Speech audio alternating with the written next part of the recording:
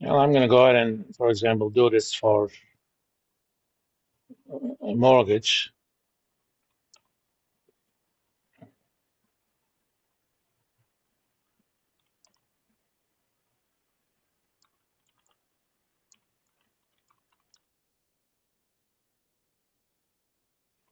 Say 30. So period. I'm going to do this for a relatively large number of periods.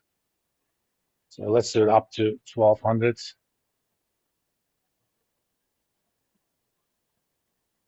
so that I can handle up to 100 years. We will eventually write a macro function, but I want you to see how it works in the spreadsheet first. And writing the macro is not going to be much of an issue. Okay.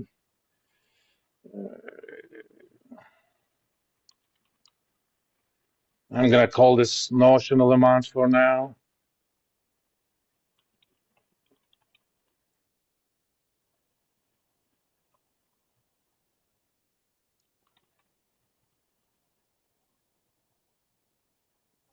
Let's say it's $1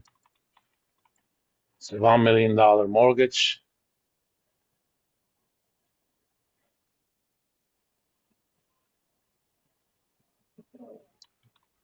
I'm going to calculate monthly payments.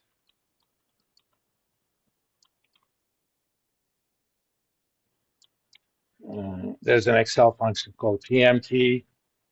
You enter the rate divided by the frequency, number of periods, years to maturity times frequency, and PV is the notional amount. Was, oh, of course, instead of comma, I put a period. It gives a negative number, but I don't like negative numbers because whoever wrote that function must have been an accountant. They think in terms of debits and credits.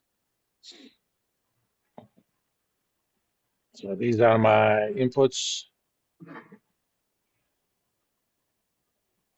I'll make them bold and light yellow.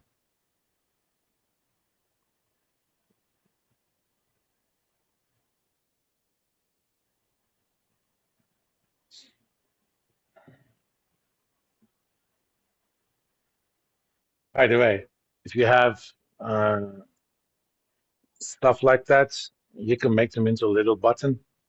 When I'm grading the Business 302 homeworks, I usually write my comments, but I have a special format for those, black background, bold and white. But I don't want to do that all the time. And I actually did a little macro. So let's actually do that and make it part of our uh, Excel. Let's say I want to make these a little bit different. Okay, first, let's see. Under developer, hit record macro, this workbook, and I'm gonna actually put this in my personal macro workbook. That's why it's available to all files, not just this file. Call this pin 420 colors. Recording basically generates the VBA code for the actions that you take. So I'm gonna make this italic, bold,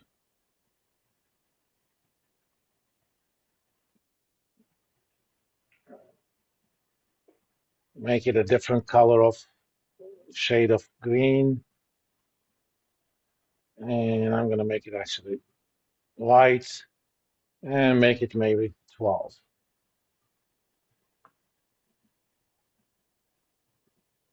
Developer stop recording. Okay.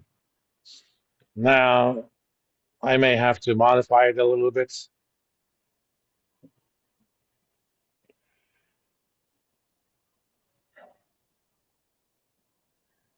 Okay, this is under my personal macro thingy. Yeah,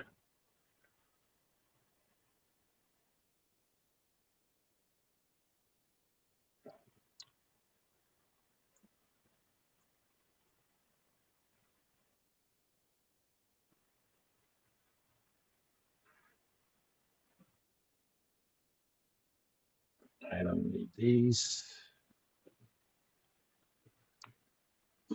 It basically says whatever the selection, make the font italic, make the font bold, change the interior colors to whatever that number represents.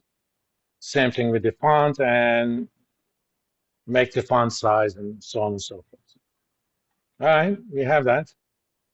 Now I'm going to actually create a new uh, tab.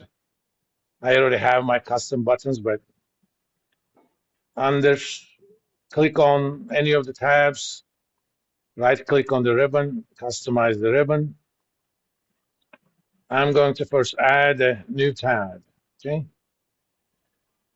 And I'm going to rename it.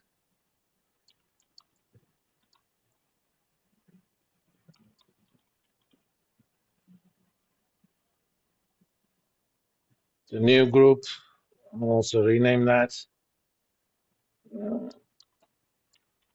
My formats, okay. And I'm going to also move this about here because I can. Now, among the macros, I'm going to find my macro, which is what, FIN20 coloring.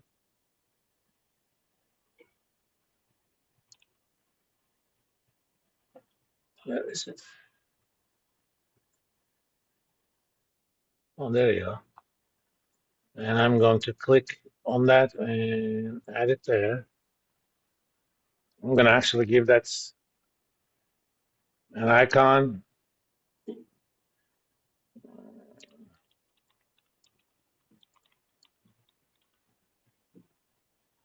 Let's see. Um,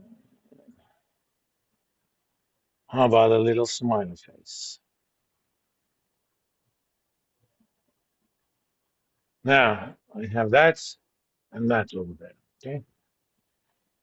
So if I want to change the format of those,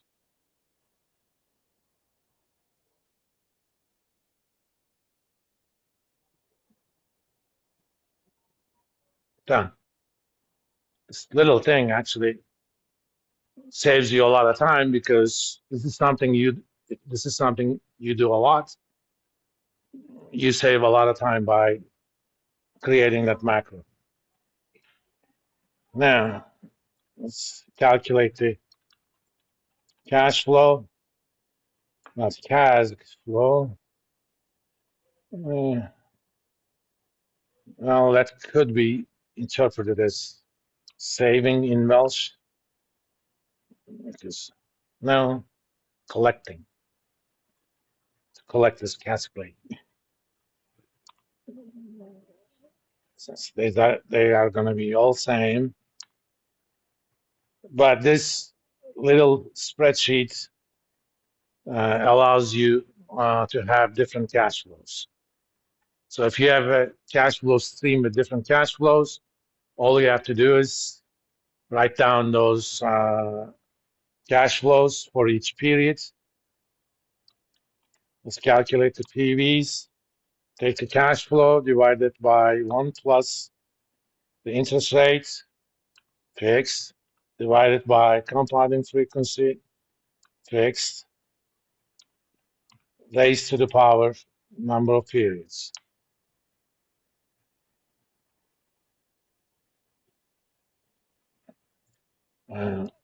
Total PV, I would be extremely surprised if this was not actually equal to $1 million. Sum of all of those. Plus